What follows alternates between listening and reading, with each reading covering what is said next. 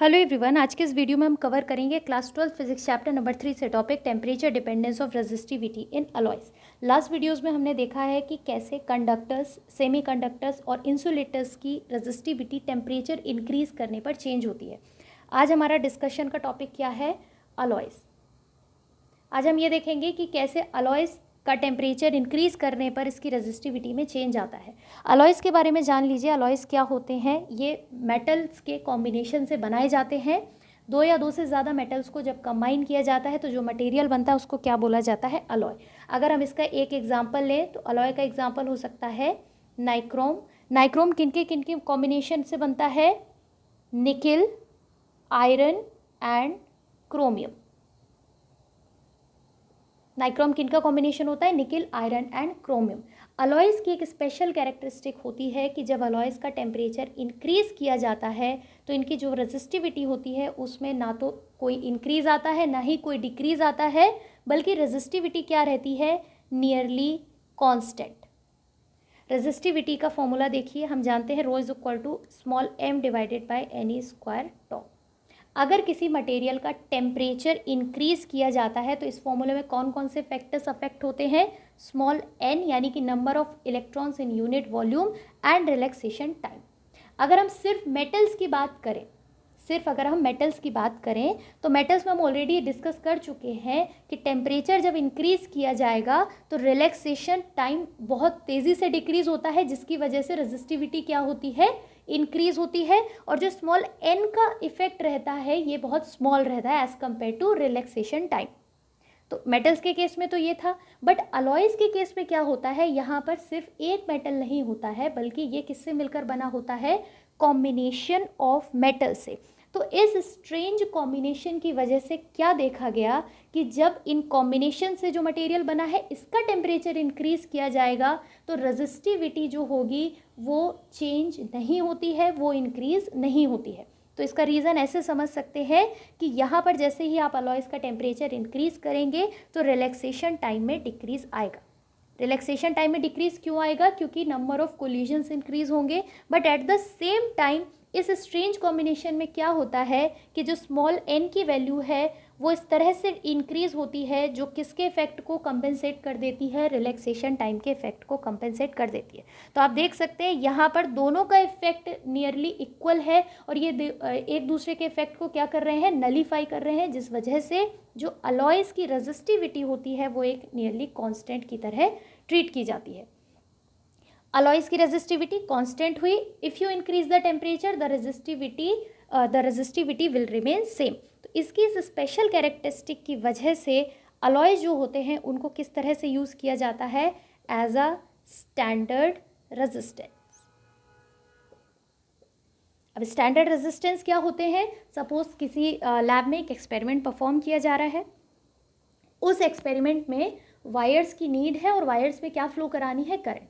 तो इनिशियली हम लेकर चलते हैं कि किस तरह के वायर यूज़ किए जा रहे हैं उस एक्सपेरिमेंट में? Metal wires. तो मेटल वायर्स में अगर आप करंट फ्लो कराएंगे तो वायर्स का टेम्परेचर इंक्रीज़ होगा। और मेटल्स के बारे में हम ये जानते हैं कि अगर टेम्परेचर इंक्रीज़ होगा तो इनकी रेजिस्टिविटी भी क्या हो जाएगी? इंक्रीज़ हो जाएगी।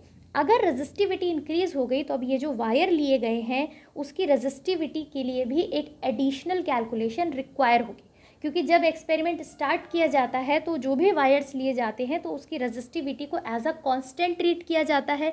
बट एक्सपेरिमेंट के दौरान ये देखा गया कि अगर टेम्परेचर चेंज हो रहा है तो ये कांस्टेंट नहीं रहता है, बल्कि इसकी वैल्यू चेंज हो रही है। तो ये एक्सपेरिमेंट की एक डिफ़िकल्टी थी और इस डिफ़िकल्टी को ओवरकम करने के लिए किस तरह के वायर जनरली यूज़ किए जाते हैं? अलॉयज़ के वायर। क्योंकि अलॉयज़ का हमने देखा कि रेजिस्टिविटी जो होता है वो टेम्परेचर पर डिपेंड ज़्यादा नहीं करता है। इसका मतलब क्या है कि अगर हम टेम्परेचर इंक्रीज़ भी करते हैं तब भी जो रेजिस्टिविटी होती है वो नियरली कांस्टेंट होती है। कांस्टेंट का मतलब ये नहीं कि एग्जैक्ट कांस्टेंट होती है, थोड़ा बहुत रेजिस्टिविटी में चेंज आता है, बट वो चेंज नेग्लिजिबल होता है जिसको हम नियरली कांस्टेंट ही ट्रीट कर लेते हैं। इसको हम एक ग्राफ की हेल्प से समझ सकते हैं। यहाँ पर हम एक्स एक्सिस पर ले लेंगे टेम्परेचर, जिसे हम कैपिटल T से डिनोट करेंगे। वाई एक्सिस पर हम ले सकते हैं वैल्यू ऑफ रेजिस्टिविटी को रो से डिनोट करेंगे।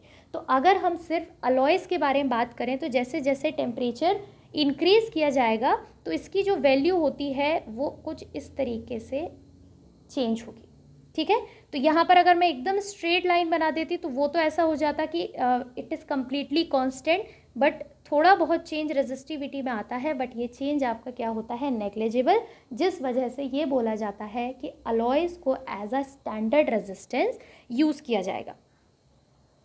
रेजिस्टिविटी से रिलेटेड हमने एक फॉर्मूला देखा है जिसको हमने as a thermal coefficient of resistivity define किया था। आज हम फिर वो फॉर्मूला डिस्कस करेंगे और उसका एक इम्पॉर्टेंट फैक्टर आप लोग ध्यान देंगे, rho is equal to rho not 1 plus alpha delta T हमारा फॉर्मूला था।